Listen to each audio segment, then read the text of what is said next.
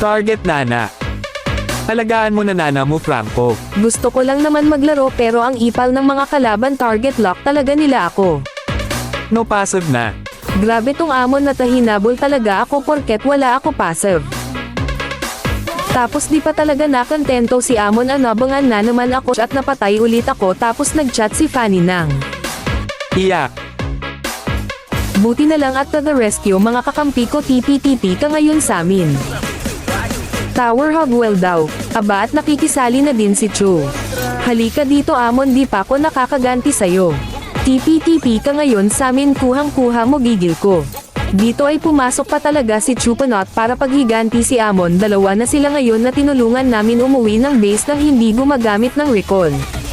Yakapin nyo na tower nyo. Dito ay sinubukan ako patayin ni Fanny pero hindi siya nagtagumpay dahil may passive ako. No passive na. Dito ay nakita ko naman si Cho kaya tinuruan ko siya mag-freestyle umuwi ng base nang hindi gumagamit ng recall. Me versus all.